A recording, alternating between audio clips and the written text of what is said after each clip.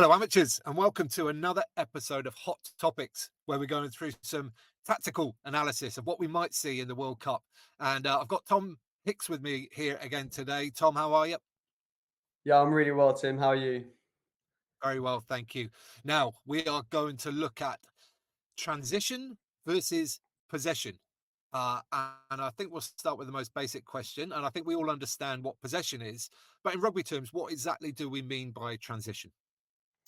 So, transition essentially is when the ball transfers from one team to the other. And inherently, then that means that one team is transitioning from their shape in attack to their shape in defense. And if you watch the Premier Leagues, if you watch football, teams that transition really well, like Liverpool or Man City, you'll see a spark in energy for the sort of 30 seconds or so when the ball changes from one team to the other, because that moment of transition can be really dangerous or really advantageous depending on how you react to it. So essentially, a transition is when the ball goes from one team to the other.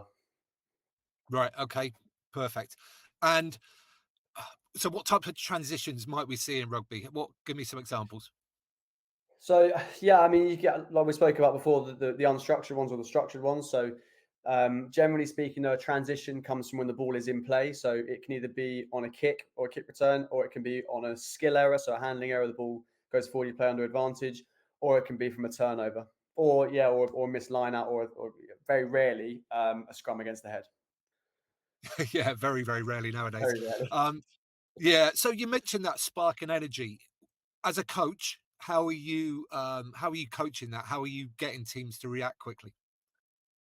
So the best way to do it is to have a clear understanding as to where to go and where to look on a transition. So if your players go into that game with a clear understanding of why a transition is important and why it's important to transition well, what they can then do and the tools they can then be given to make sure they do perform that skill well. What you're looking for in a coach, generally speaking, is disconnects in the defensive line. So they were in attack shape, and now potentially going into defense shape. At the top level, I think it's probably slightly easier because teams are much more structured. So a team maybe has a 13-2 defense, so 13 players in the front line, 2 players in the backfield. To get into that structure, that inherently means that 2 wingers are going to have to come up, the 10's going to have to drop, and the 15 has to drop. And there's a bit of movement, there's a bit of flux between the two shapes. In that moment, then it's looking for, is there space in the backfield? Is there a disconnect in the front line? How best do we go about utilizing those opportunities? Right. Okay. And how we what we're seeing in this World Cup so far? What teams are doing approaching it in different ways? Yeah, I mean, with with the transitional phase, we'll see generally it's teams that are kicking the most are trying to get as much transition as possible, because the more those teams that are being kicked to are kick returning it, the more flux there is between their attack shape and defense shape. And what we're seeing is teams that generally are kicking the most are also scoring the most because they're getting those transitional moments more often. And in those moments of transition, you're more likely to score, make a line break, or achieve a try equivalent in that moment through the kick or through getting a turnover. So if you look at um, like Fiji against Australia, were fantastic over the ball. They got a load of penalties from Australia holding on or not releasing. That then launches their attack. So that's a more structured way of looking at a transition. They get the ball and they start marching themselves up the pitch. Teams like France are great on the transition because they can start looking to pick off players quite easily, and they can be really, they've got quite a planned kick return. Teams that generally get the most opportunities are the teams that generally score the most. That's an obvious thing to say. So in the World Cup, look for teams that are getting the most turnovers and look for teams that are kicking it the most as well. Right, interesting. And you mentioned a little phrase there that I'd just like you to quickly describe, and that's try equivalence. What exactly do you mean by that? So it's basically things that actions that equate to tries. And what you see is things like line breaks, offloads, like red zone entries, so entries into opposition 22. Basically, actions that generally speaking lead to tries. The more you have of them, the more tries you generally score. And the reason that teams look to go have sort of more emphasis on the transitional side of the game is because they've looked at the statistic of kicking, or they've looked at the statistic of getting line breaks. How do we go and implement an approach to the game that's going to get us more opportunities or more of these try equivalent opportunities? That's when they start implementing the tactics that underline those strategies. So kicking or offloading or trying to get through those line breaks. And what about the teams that like possession now? Are there any teams in this World Cup that you'll say are possession dominant? I think it's really interesting now because if you look at the before last weekend, so I couldn't find stats for this week, but before last weekend, so before the Ireland South Africa game, um, you had Keenan and Aki had the most carries per try equivalence. So what that basically means is they were carrying it the most and getting the most change out of those carries.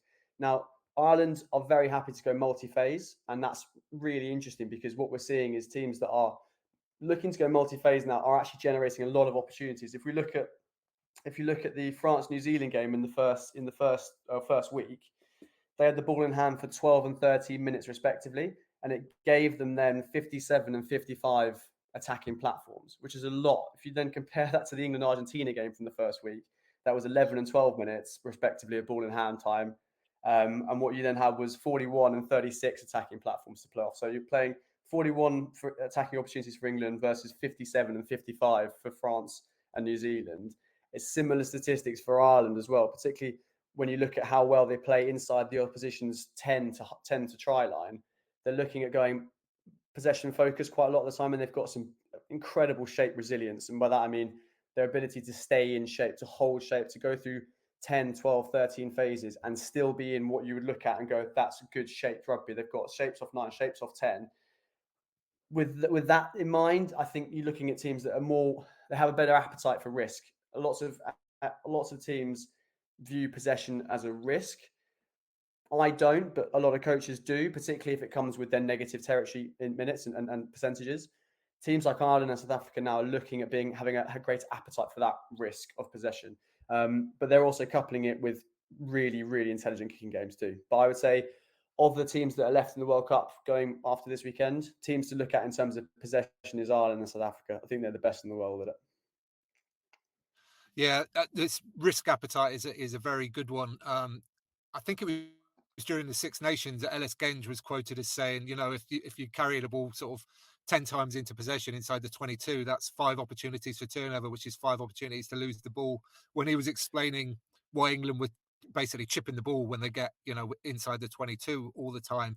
I mean, to me, I do love stats, but if you're basing a game based on stats like that, it seems like such a negative way of playing, and I would struggle to get on board with that as a player.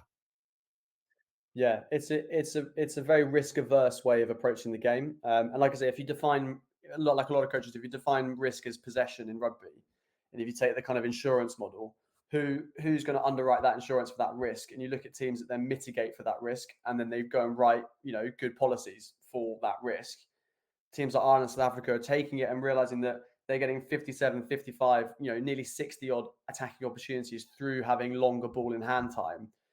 It shows that the more time you have the ball, coupled with, like I said, intelligent kicking game, so that you are in the right areas. I mean, if you look at the South Africa Ireland game, you know, you could sometimes look at it and say that Ireland potentially overplayed. They were lucky that Manu Labot couldn't hit a barn door with a bazooka, and Faf missed a couple of long range efforts as well. Those were from penalties that came from not rolling away or sealing off or holding on, potentially from overplaying. But if you just look at that one aspect of the statistic, which I think teams like England might do, they think, well, we're not going to do that. We're not going to give anybody any opportunities to kick 3 points against us because we're not going to play any rugby in our half. Probably not going to play much rugby in their half either because we're going to kick it after 3 or 4 phases anyway. You then realize that they're actually missing 20, 25 opportunities to go and attack, which are opportunities that Ireland, South Africa, France, New Zealand are giving themselves. I think they're just being a little bit more, their appetite for risk possession is greater than some other teams at the moment. Yeah, yeah, completely. Now, just moving away from the sort of quarterfinalists, I think one of the reasons why we've loved teams like Chile, like Uruguay, like Portugal, is because their appetite for risk is sky high. Because it almost feels like they've got nothing to lose, I guess, in this World Cup. How do you see it? Yeah, I think that's the thing, isn't it? I think with with teams like England and the top tier teams, there's a huge amount of pressure on them. England are probably feeling the pressure more than most, simply because of the record that they've had over the last year and a half. And so when you're under pressure, you probably are a little bit more risk averse than you may be if you're coming into a World Cup as complete underdogs, nothing to lose. and so why not throw the ball around? It's the attitude that Fiji and Samoa and Tonga have had historically, and now Fiji are in that interesting period where they're starting to become a team that can really compete. And do they want to start throwing the ball around quite as much, or should they maybe think a bit more strategically about using the kick a bit more effectively, or not playing so much in their own half and giving teams opportunities? Teams like Chile and Portugal, and Romania, nothing to lose, and so why not go and show off a bit? What you also need to remember is a lot of those guys are looking for contracts. They're not professional players, and if they can show off a couple of sparks, I think it was the Portuguese guy that did the kind of out the back pass right across, which led to an edge game. Things like that, coaches will be looking at it, and if they can perform at that level in those kind of moments and show a bit of skill and a bit of something about them, the phone might start ringing. So the motivation for teams to be a bit more, have a bit of more appetite for risk or possession or trying things can be defined, by not having to lose, but also players want to show off. Players want to get contracts. They want to become professionals. This is the biggest stage on which to do that. And so, why not have a go? Yeah, 100%. Now then, so we'll finish this one up with what sort of factors might affect the decision making around whether teams are looking to keep the ball or looking for transition opportunities. Again, it comes back to how they're coached. I mean, I look at teams who kick it after 3 or 4 phases a lot of the time, and you think, well, arguably, I'd say that in training they probably don't have any repetitions of attacking shape beyond 4 phases. But, that's kind of obvious when teams just fall apart after 3 or 4 phases and they kick it, because for me that screams of a coach who that's how they train. And there's nothing wrong with that. That's how you play the game. They're the teams that you look at that are trying to create transitions. Teams that are willing to go 12, 15 phases. I mean, if you look at the Mac Hansen try from the South Africa game for Ireland, the first passage of play was, I think, like 12 or 13 phases. Then they had a line out, Ireland, and then he scored off the 9th or 10th phase. So they're putting together, they're stringing together 20 odd phases. That's a real possession focused team in that part of the pitch. So the defining factors are where you are on the pitch, how resilient your shape is, and that comes from how well you're coached and what you're being coached to do. Okay, amazing. We shall bring this one to a close now, Tom. But have you got any sort of final thoughts on transition versus possession? I think for coaches coaching on a Tuesday and Thursday night, don't be afraid of putting in a bit of transitional play to your game. It could be transformative for you, particularly if you're struggling to play any rugby in the opposition half. But equally, you don't want to go down the route, particularly at amateur level, where you're telling them to kick everything, because you've then got 14 players who aren't getting any value from it. But try and find that happy medium between being a possession focused team and a team that can be accurate and strategic with their kicking game and transitional game too. Yeah, absolutely. And actually, something that's just popped into my mind there, the transition applies to defense as well. So what kind of things might you say on the defensive side of things in the transition phase? Yeah, so defending on a transitions is really an important part, because it's when you're most vulnerable. And so what I would say on a turnover or a skill error, you have to defend the ball first and foremost. Teams will look to try and fill the field or get to the defensive pattern. Generally speaking, the ball's a threat, and so if the ball's been turned over and ripped, you have to defend the ball. So target the ball first and try and stop them getting 2 passes, or try and stop them kicking it in behind you. Try and stop them getting on the front foot on that transition. That's off a sort of skill error or a turnover. On a kick, it's then about getting into your defense shape as best you can. And if you are then on a transition and you've kicked it to them, and you're now from an attacking position, being in possession, you're now out of possession. It's how you then get set up, and how can you start making it really difficult for that team who've now got the ball to find space, find grass, or get on the front foot with a kick. But generally speaking, the ball's a threat on a turnover. So try and mark the ball as best you can. Nice, perfect. Okay, we'll bring that to a close.